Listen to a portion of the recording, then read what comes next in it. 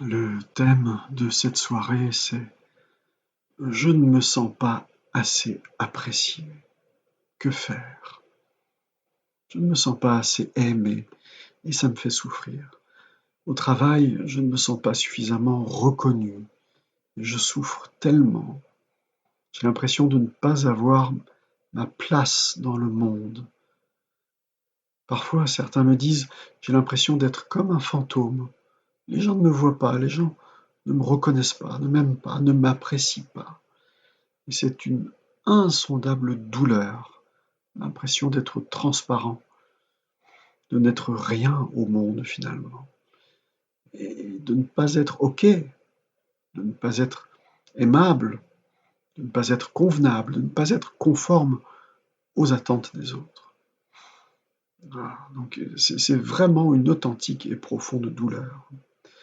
On peut ressentir ça au travail, comme je le disais, chez les personnes qui ont fait un burn-out, c'est très fréquent qu'il y ait ce manque de reconnaissance, ce manque de validation des autres, l'impression d'être toujours obligé d'en faire des tonnes pour arriver à obtenir un petit peu de reconnaissance des autres. Alors, la solution qu'adopte habituellement notre mental, le mental, vous savez, cette partie très superficielle de notre esprit, eh bien, c'est d'aller chercher de la reconnaissance à l'extérieur. C'est de se battre, coûte que coûte, pour trouver sa place dans le monde, pour que les autres nous reconnaissent enfin, pour obtenir un petit peu d'amour, un petit peu d'appréciation, un petit peu de validation dans le regard des autres. Alors, vous savez, on est toujours en train d'étudier les conseils d'Atisha, comme la semaine dernière et la semaine d'avant. Atisha, c'est ce maître de méditation qui a donné ses conseils aux alentours de l'an 1000. C'était un Indien. Alors, voici les premières pistes qu'il nous donne. On va commenter ce qu'il nous dit. Les choses que nous désirons ne donnent pas plus de satisfaction que de boire de l'eau de mer.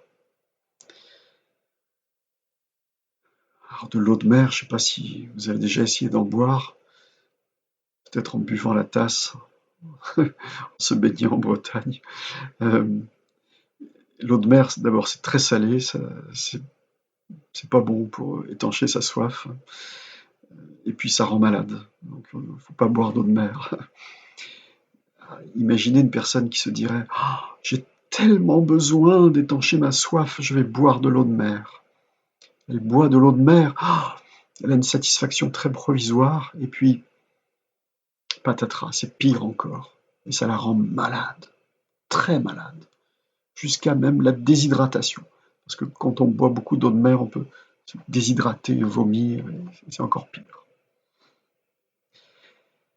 Alors, pour rapprocher cette analogie du thème de cette soirée, eh bien, on peut dire que plus nous avons besoin de reconnaissance, plus nous avons besoin de validation de la part des autres, eh bien, plus nous allons faire d'efforts vains pour espérer recevoir un petit peu d'amour, de reconnaissance, d'appréciation. Et plus on va faire ces efforts, plus on va s'épuiser, plus on va se frustrer, être déçu, être désespéré, triste, jusqu'à avoir l'impression d'être tellement nul qu'on n'a même pas notre place dans le monde. Autrement dit, d'espérer de l'admiration, d'espérer de la validation, d'espérer de l'appréciation des autres, c'est comme boire de l'eau de mer. Il y aura une petite satisfaction à un moment donné. Il y aura le plaisir provisoire d'être enfin reconnu. Mais ça ne sera jamais assez. Si on a cette blessure en nous, cette auto-préoccupation finalement, qui a tellement besoin d'être validée, d'être reconnue, si on l'a cette blessure, elle sera toujours vive et toujours insatisfaite. ce qu'on a besoin de soigner, c'est la blessure de l'autopréoccupation. Alors, on va y revenir tout à l'heure. Mais avant ça, je vais vous faire part d'un autre proverbe, une analogie, disons, qui est peut-être encore plus parlante que l'histoire de l'eau de mer. Mais le plaisir de la reconnaissance, de la validation, comme d'autres plaisirs d'ailleurs, hein, comme le plaisir de, je sais pas moi, de l'alcool par exemple, en quantité excessive, eh bien le plaisir qu'on ressent quand on est enfin reconnu, enfin validé, c'est le même plaisir qu'on ressent en léchant du miel sur une lame de rasoir.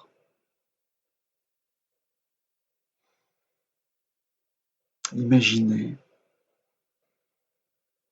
sur le tranchant très très fin d'une lame de rasoir, il y a un petit filet de miel. Et vous allez lécher ce filet de miel. Oh, ça vous fait envie parce que vous voyez le miel, vous sentez le goût du miel. Mais tout de suite après, il y a la blessure tranchante de la lame de rasoir.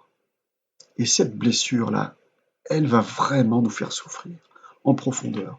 Donc, vous voyez, c'est l'attachement dont on parle là, hein, c'est la perturbation mentale, attachement, qui a très envie de ressentir du plaisir. L'attachement a envie de ressentir des sensations agréables. C'est l'avidité, le désir de ressentir des sensations agréables, qui rend notre mental aveugle et un peu stupide. Alors on va lécher ce filet de miel en se disant « Oh, quelle satisfaction je vais recevoir, ça va être génial ». Mais derrière, il y a une blessure profonde qui peut nous accompagner toute notre vie et qui peut nous amener jusqu'en enfer. L'attachement, ça peut vraiment nous amener en enfer, dans des situations inextricables, infernales. Voilà, je pense par exemple à ceux d'entre nous qui n'ont peut-être jamais réussi à faire le deuil d'un cher disparu, quelqu'un qu'on a adoré autrefois.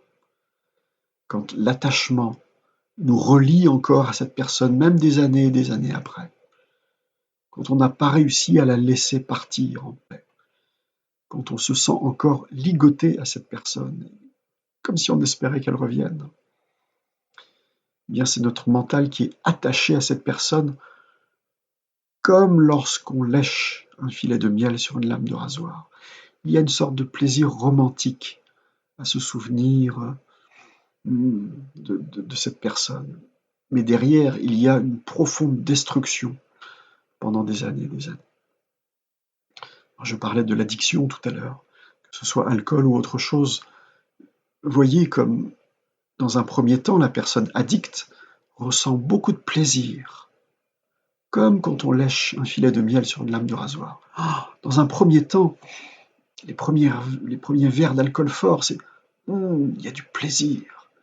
Et rapidement, ça se dégrade jusqu'à nous voler notre vie même, parfois, jusqu'à nous tuer à petit feu. Mais notre esprit d'addiction, notre esprit avide, notre esprit d'attachement, cette perturbation mentale, elle va continuer de rechercher du plaisir. Eh bien, ça peut être la même chose pour le besoin de reconnaissance, de validation par les autres, d'être apprécié, le besoin d'amour. Ça peut être insatiable. Je me souviens de Claude François. Alors, c'est seulement les plus anciens qui se souviennent de lui. Bon, les nouveaux le connaissent aussi sûrement, les plus jeunes. Alors, Claude François, il avait vraiment l'impression, il était torturé par ça, il n'était pas aimé, quoi. Il fallait toujours qu'il en fasse des tonnes et des tonnes et qu'il saute, qu'il chante, qu'il y ait des strass, qu'il ait des revues avec sa photo dessus et qu'il ait plein de femmes autour de lui, une soif insatiable d'amour. Et d'ailleurs, il chantait, vous vous souvenez, Je suis le mal aimé, je suis le mal aimé. Ah, excusez-moi, je, je ne suis pas Claude François, mais voyez l'idée un petit peu, hein. C'est un petit peu comme I can get no satisfaction. Et voilà, on sourit en entendant ces chansons, mais c'est dramatique. C'est dramatique. Souvenez-vous de ce célèbre cuisinier qui, il y a quelques années, malgré toutes ses étoiles au guide Michelin, s'est suicidé. Il avait l'argent, la gloire, la reconnaissance, mais c'était pas assez. Parce qu'il avait probablement, imaginez, cette profonde blessure de manque d'amour, manque de reconnaissance. Et beaucoup d'autres exemples encore, hein.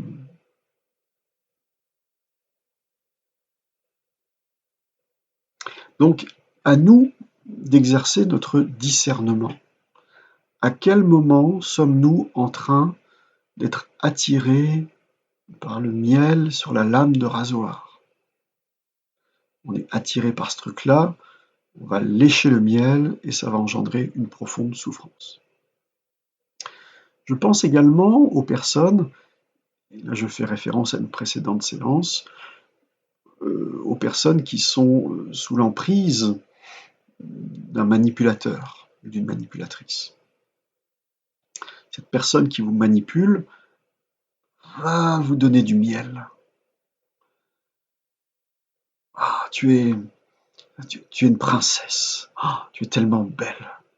Je t'adore. Oh, comme tu es merveilleuse. Vous voyez, hein, imaginez un homme qui vous flatte comme ça, mesdames. Hein, Françoise, Marie, Angèle, Marie-Fred, voilà. Un homme qui vous flatte, vous avez l'impression d'être une princesse. Ah, ça, c'est le miel. Hein. Et puis, juste après, il va vous enfoncer la tête sous l'eau. Ah, c'est un cas extrême, hein, ça n'arrive pas souvent, mais de temps en temps, ça arrive. Et là, ça va être l'enfer de l'addiction, de l'attachement. Vous ne pourrez même pas vous échapper de cette relation toxique, tant vous êtes addict au plaisir très temporaire pourtant, hein, des compliments et de la valorisation. Donc on a vraiment besoin de se méfier de ça. Atisha nous dit également les compliments et la renommée. Les compliments et la renommée, les compliments, la renommée et le respect sont comme des lassos qui sont juste là pour vous enjôler, pour vous flatter, pour vous attirer à eux et vous ligoter. Et le lasso, c'est l'attachement qui nous ligote. Alors, pour aller un petit peu plus en profondeur, quelle est la partie de nous qui a tellement besoin d'être aimée, qui est tellement maladroite parfois dans cette quête d'appréciation des autres? Eh bien, on a parlé de l'attachement, hein, le désir, l'avidité, mais cet attachement, ce désir, cette avidité, c'est une émanation de notre ego. Là, on va parler de l'ego. L'ego, il est auto-préoccupé, préoccupé par lui-même. Il est auto-centré. Il perçoit le monde à partir de son propre centre. Il est auto-centré. C'est vrai que, personnellement, où que je regarde et quoi que j'entende, j'ai toujours l'impression que le centre de tout ce que j'entends et de tout ce que je vois, ben c'est moi. Vous aussi, ça vous fait ça, probablement. Comme si tous les rayons lumineux de l'univers avaient juste un centre, juste une destination, mes yeux. Comme si tous les vibrations sonores de l'univers avaient juste une destination, mes oreilles. Alors, notre ego, il est relié à nos perceptions sensorielles. Il entend les mots d'amour, il entend la valorisation. Oh, ça le solidifie, ça lui donne une réalité, une reconnaissance. Pourquoi a-t-il tellement besoin de reconnaissance, cet ego? Pourquoi tant d'auto-préoccupation? Pourquoi une perception du monde tellement auto-centrée, égocentré, on pourrait dire. Hein, l'ego, il est égocentré, il est égocentrique, il est égoïste, finalement. Alors pourquoi? Et là, ça commence à devenir un petit peu plus profond. Eh bien, parce que l'ego est coproduit,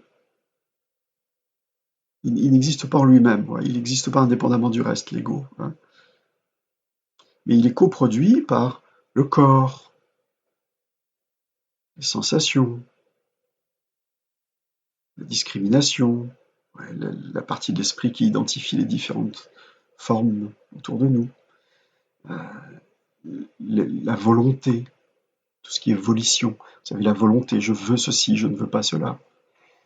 Et puis tous les autres facteurs mentaux, la focalisation, la mémoire, les émotions, la conscience. Tous ces différents éléments sont les briques qui constituent l'ego. Mais l'ego, il n'a pas d'existence propre. C'est juste la coproduction à partir d'éléments disparates, y compris notre continuum passé. Tous nos souvenirs, tout ce qu'on a vécu dans le passé, on a l'impression que ça nous constitue. Quelquefois on dit, mais je suis mon passé. Le passé, c'est moi, je suis fait de mon passé. Eh bien, cet ego, c'est une illusion constituée de toutes sortes de briques et de brocs, de souvenirs, de sensations, de pensées, d'émotions, de formes corporelles, etc.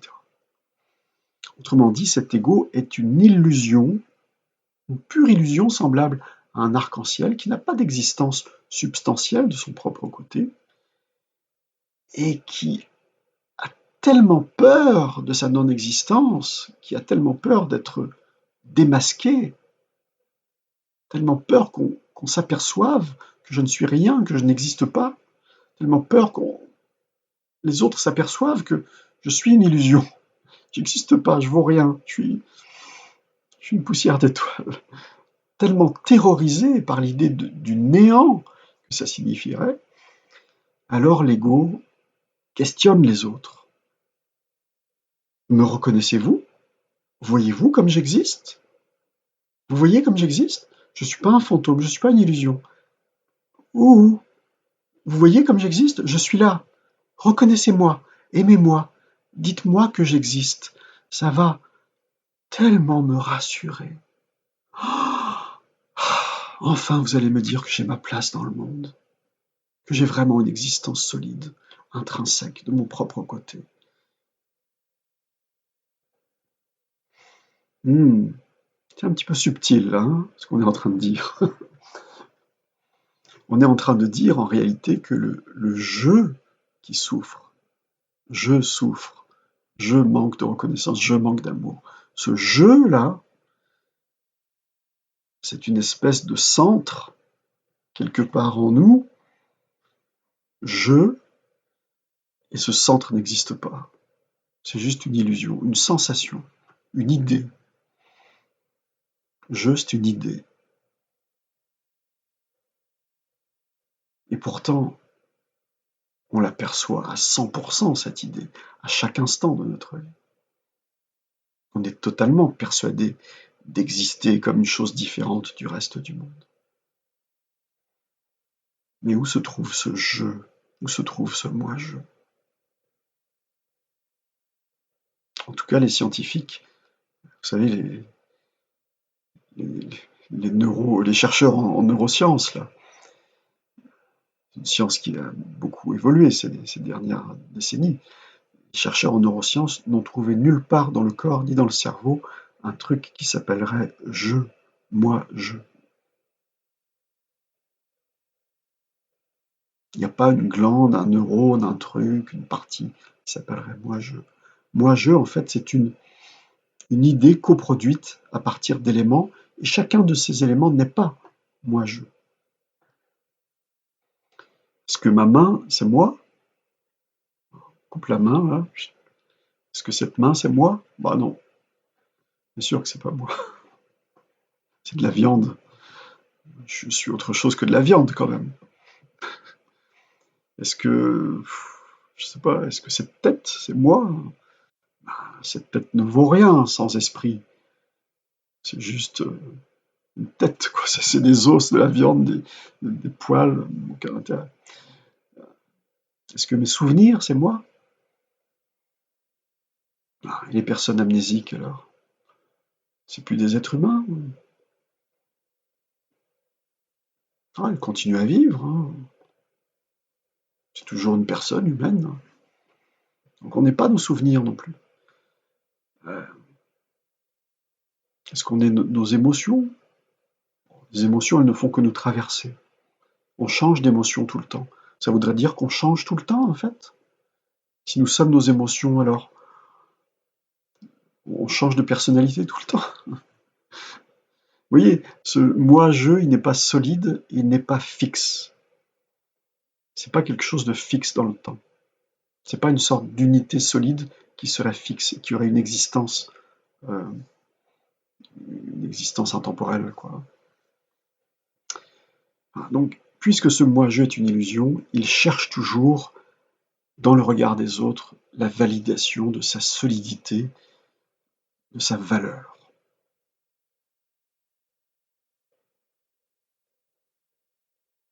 Et il est même capable parfois d'accumuler de la négativité pour obtenir de l'amour.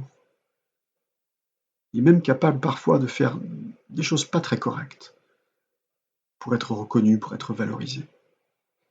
Et c'est là que l'éthique va nous aider. L'éthique va nous aider à donner un cadre à l'ego. Notre éthique de vie, chacun en a une, hein. Bon, il y a des constantes quand même, hein. L'éthique se dit, bon, la moindre des choses, c'est d'essayer de ne pas nuire aux autres. Hein, c'est la base de l'éthique. On va essayer de ne pas nuire aux autres. Au moins ça. Eh bien, l'éthique nous permet d'encadrer l'ego, lui donner des limites, des règles de conduite. Et de cette manière, il sait ce qui est bon de faire pour être heureux et pour donner du bonheur aux autres et ce qu'il faut éviter pour éviter de détruire les autres. Donc l'éthique, c'est vraiment quelque chose de très important qui va donner un cadre à l'enfant fou qu'est notre ego. Si on laisse faire notre ego, eh ben, ça donne, par exemple, des dirigeants politiques qui détruisent la planète, ou même des individuels qui détruisent la planète, ou des dirigeants d'entreprise. Plus on a de pouvoir, plus on a de pouvoir de nuisance aussi. Ça ne veut pas dire qu'on est pire que les autres, mais notre ego a davantage de pouvoir de nuisance. Donc essayons de ne pas faire de choses nuisibles pour obtenir de la valorisation. Notre ego en est bien capable. Regardons un petit peu tous les inconvénients de l'ego, tous les inconvénients de l'esprit d'auto-préoccupation. C'est égoïste, ça fait du mal aux autres. Ça perçoit le monde à partir de son propre centre. Ça n'arrive même pas à imaginer que les autres aussi, ils ont envie d'être heureux. Pour l'ego, le plus important, c'est lui-même. Les autres sont comme des figurants dans son monde. Il va peut-être même instrumentaliser les autres pour les utiliser à son propre profit. Ou alors il va penser que ce sont des adversaires qu'il faut abattre, ou des personnes dont il faut retirer, soutirer différents avantages. Plus notre esprit d'auto-préoccupation est important, plus on va nuire aux autres. Et plus on va être en train de lécher le miel sur la lame de rasoir. Parce que c'est ça qui fait l'esprit d'auto-préoccupation, l'ego. Il lèche le miel sur la lame de rasoir. Il a l'impression qu'en instrumentalisant les autres, qu'en les traitant comme des figurants dans le film de sa vie, il a l'impression qu'il va comme ça obtenir des bonnes choses. Et c'est tout le contraire. En réalité, l'ego, quand il déclare « je t'aime », il ne fait que dire « tu me procures des sensations agréables ». Donne-moi encore des sensations agréables. C'est ça que je veux, moi. Donc l'ego, quand il dit je t'aime, il se fiche complètement du bonheur de l'autre. Il est juste intéressé par son propre plaisir. C'est pour ça que quand on construit une relation de couple, par exemple, on a besoin de lâcher progressivement notre ego, notre auto-préoccupation et vraiment s'intéresser à l'autre, vraiment apprendre à aimer l'autre pour essayer de lui donner un environnement favorable à son bonheur, de lui donner ce dont il a besoin, de vraiment l'aimer par pure bienveillance. L'ego, lui, il n'a pas de pure bienveillance. Il est toujours en train de calculer un truc pour son propre profit. Donc, cet esprit d'auto-préoccupation a de nombreux défauts. C'est lui qui crée les vols. Le voleur est auto-préoccupé, évidemment. C'est lui qui viole. Le violeur est évidemment auto-préoccupé. Il se fiche complètement de sa victime. C'est lui qui crée les guerres d'invasion, guerres de colonisation. Il est un petit peu parano. Il est parano, l'ego, en fait. Il a tellement peur d'être menacé qu'il est capable d'aller détruire les autres. Il est même capable d'imaginer qu'il va faire le bonheur des autres en les détruisant. C'est un paranoïaque pervers, l'ego. Il est capable de dire, tiens, on va envahir ce pays-là, on va faire leur bonheur, on va les libérer, mais pour ça, on va les tuer. Ce qui est totalement absurde. Et combien de fois il y a eu d'histoires comme ça dans l'histoire mondiale? Et les Français ne sont pas en reste, hein. On a fait notre part aussi largement. L'ego, il se sent fragile. Hein, comme on l'a dit tout à l'heure, il a peur de ne pas exister. Il se sent blessé. Il est paranoïaque. Il a peur. Lorsqu'on a peur, c'est en réalité notre ego qui a peur. Par exemple, il a peur de la mort. Parce qu'il se dit, mais je suis tellement fragile, mais alors si je meurs, c'est le néant derrière. Et l'ego déteste le néant. Il ne supporte pas ça. Il est capable d'inventer toutes sortes de réalités parallèles, y compris des rêves ou des cauchemars, pour meubler, pour remplir. L'ego, il déteste le néant. Il est capable de remplir ses nuits avec des rêves ou des cauchemars juste pour meubler, juste pour remplir, pour avoir la sensation d'exister.